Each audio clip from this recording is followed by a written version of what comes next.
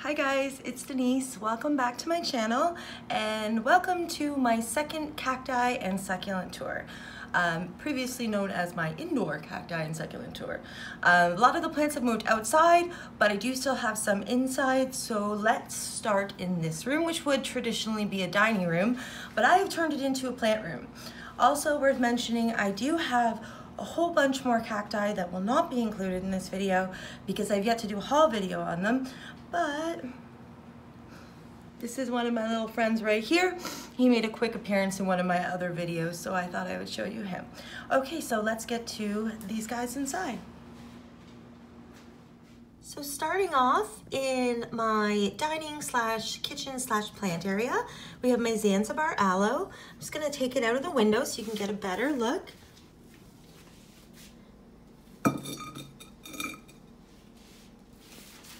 It has grown a lot since I got it. It's one of those plants that you don't really realize how much it's grown until you look at the old pictures. I had to take everything off my phone to make space to film this, so I can't actually include any photos, but if you want to see where I unboxed this plant, it's part of my IKEA haul right when I first started my channel. And yeah, it's just looking great. I'm not sure if I'm gonna move this plant outside yet. Still a little undecided. And here we have my Haworthia cymbiformis. Should probably get the bobby pin off of there. Sorry guys. This one is just going absolutely crazy. So many little pups coming out. It's so cute. Unfortunately, I damaged it by accident. I felt so bad. I don't even remember how I did that. I think it was with my nail, actually, to tell you the truth. It's okay though, it's recovering. But you can just see it's completely distorting the way the plant looks, but that's okay, I don't mind. And of course, everybody loves this plant because of the beautiful windows. Also the chubby leaves, I think. That's definitely why I love mine. Put it back there. And then we have a butterwort that's still coming out of dormancy. Not a succulent, but definitely your best friend if you have a lot of plants. It's nature's fly paper, I think is what I say. And here we have a Haworthia venosa, I believe. This one would get a lot more pink color if I were to take it outside. So I do think I am going to take this one outside. Just gonna see if there's some better light here, and yes, there is. Very, very slow growing plant, guys. I can't really stress enough how slow growing this one is, but really, really beautiful. Oh, I shouldn't pick it up. The markings on the leaves kind of reminds me of like a snake or a crocodile.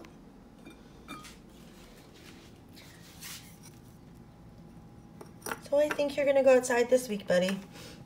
Okay, this is my only gasteria. I think it's a little warty. And since I purchased this plant, which again, we'll take into better lighting, it has produced those two middle leaves, and its shape's changed too. It looks a lot bigger. I really, really like this plant. I'm glad I found it. I found it at my convenience store, which is like just a local corner store, who decided to start selling succulents. Now, I bought a bunch and they were all super neat and like in really, really good condition. Like I've been really, really pleased. And this was one of them.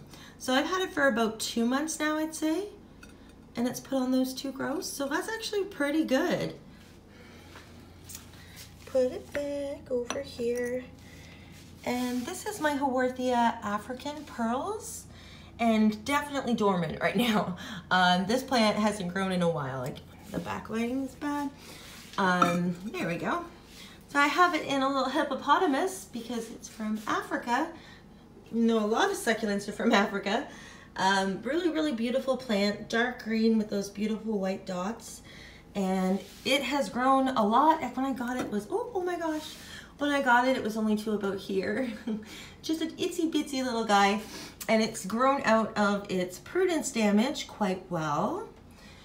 So again, I don't expect to see any real significant growth on that right now while it's dormant. So I guess we'll just move up to the succulents that I have hanging. I'm gonna show you them quickly and then I'll take them down. Maybe not all of them because they are a little hard to see. I'll start off over here. This is my plant hanger that I got from Liquid Amber Girl Gardening, macrame plant hanger, and it has my little first attempt at propagating string of pearls, which actually looks like it's going okay. The pearls are a little deflated, but I would assume that's normal. It's not getting any direct sun there, guys, but tons of bright light. Ooh, tons of bright light from a south-facing window. The sun is a little too high in the sky right now for it to directly shine through. This one I don't think I'm gonna take down. So this here, this first front one, is my string of beads, Senecio. This plant in my April plant tour was in a white ceramic head planter and was probably the longest pearl, or I get so confused, the longest thing of beads was probably that long. And it is completely filled in on the top there. I hope you guys can see that. And it has really good growth around all the sides. I couldn't be more happy. I saved this was just cuttings from a larger plant I had last year and lost. Like, I had just a few cuttings, and those cuttings are over a year old now. And like, I had to take cuttings from the cuttings from the cuttings to make this plant happen, and I couldn't be more proud of it. Like, I am so proud of it. So beside that, we have my string of pearls, which also I think I'll just leave up. I'll take down the string of hearts, but when I got this plant, first I'll show you the top. Bing, there we go. When I got this plant, it was just that top part, and it was in a tiny pot, like 2 sizes smaller, and there was only, the longest one was maybe like this, and that was, I'd say 2 months ago. It was in a Sheridan Garden Haul video. I'll link that up above if you want to see the dramatic growth of the string of pearls. So that will be in the info card up above. And yeah, I just can't believe how much it's grown. That's a decent sized pot it's hanging in. Very, very happy with that. And then beside that, we have my amazing string of hearts vine. And this plant is actually the variegated version.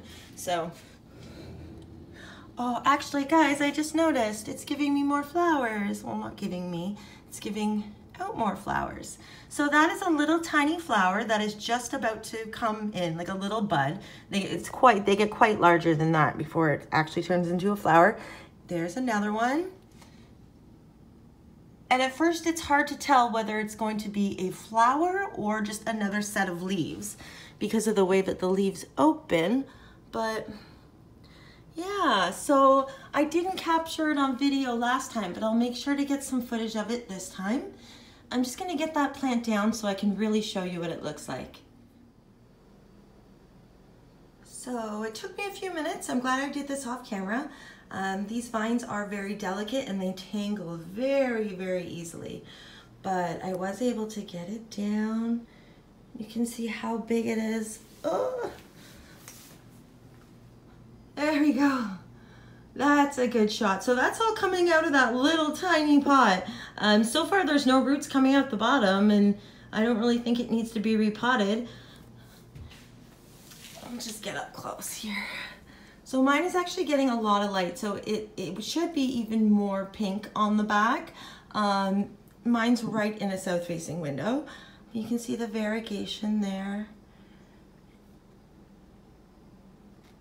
And I got this plant as part of a succulent unboxing that, again, I don't know how many links I can use, but if I can, I will go ahead and link it up here so you can see just how fast the string of heart grows. Up here with my peperomias, I have the non-variegated version of the string of hearts, and this one was not getting enough sun. And you can tell because they're kind of all going in wonky directions down there. I had previously had it over there, and it just wasn't enough sun because I had a bunch of succulents here that I gave to my mom. Now they are gone, and this plant will be doing so much better now. Yeah, you do need a lot of sun, guys. Down here, oop, not down there. Oh, and the peperomias. I have a very small, tiny little, I believe, I forget what type of aloe this is. I will put the name down below. This is a pop off of mine, and I'm going to take it out of the light because I have a special plan for this guy. So he is already rooted and he's starting to do really well. And when it is, I don't know, when it is much more rooted, I'm hoping to use this as part of a giveaway. If/when I get to 500 subs, this will be one of the plants I can send out to somebody who's subscribed. Now it would have to be in Canada because that's where I'm from. And it'll be a pup from my plant, which I think makes it pretty special. But that's a long time off, so it'll just continue to keep growing over here. And then here I have a teensy tiny little aloe vera. And this plant I have had in my possession now for 6 months. And you might be like, why? But it's because it started out, my mom gave it to me. It was just 2 tiny little completely dehydrated pieces of leaf, probably about the size of this little guy. And I thought, oh, there's no way, but it's gonna root. But I tried and I kept trying. And then my mom's aloe that it came from got really bad mealy bugs and she lost it. So then I was even more determined to grow this out. And so 6 months later, this is all I have, but I am committed to this tiny plant. And oh my gosh, is that a fungus gnat? Let's see. What pest came out of my plant? It's a fungus gnat. Okay, I actually just blew it away because I don't really have a big problem and I'm hoping it can land on my butterworts and then I don't have to kill something unnecessarily. Okay, so we'll just put this back. Okay, so let's move on from, oh my goodness, no! I forgot all about Aloe, my giant aloe, which is doing absolutely amazing. Pups everywhere. Huge. Like, I don't even know how to, I guess I could try and figure out how to get in frame, but that would be kind of hard. All right, let's just hold a gassed area up to it. Actually, yeah, huge. The leaves are really nice. I actually just flipped it around so it could kind of straighten itself up a bit, but like it is so big and so happy. And I'm so happy with it. I always would have an aloe. Well, actually not always, but for a lot of my adult life, I've had an aloe, and I definitely missed not having one this last year. So I'm so happy that this one came into my plant family. And now I'm officially done with the succulents in this room. So let's go to the next room. The only succulent plant, I should say, in my bedroom right now is this succulent Swedish ivy. It's also known as the pillow plant because it gets these really chubby pillow-like hairy leaves. Ooh, that video quality is not that great. And yeah, it just grows and grows and grows and grows and grows and grows like crazy. This plant is, yeah, it grows like mad. And also I think it's stretching out a little bit in my window. Not a lot of direct, only maybe 3 hours of direct sun right now. And I think I'm gonna just take some cuttings later today. Whoop, and do some propagation. So I'll show you what this looks like when it's in the window. That is getting covered up with a big, huge mandala wall hanging thing. So thank goodness, because I am so tired of looking at that. But anyways, let me show you what this plant looks like in the window. And this is the pillow plant in its lovely little spot here. Getting quite long. We are definitely touching the ground now, and that always freaks me out because it makes a little bug highway.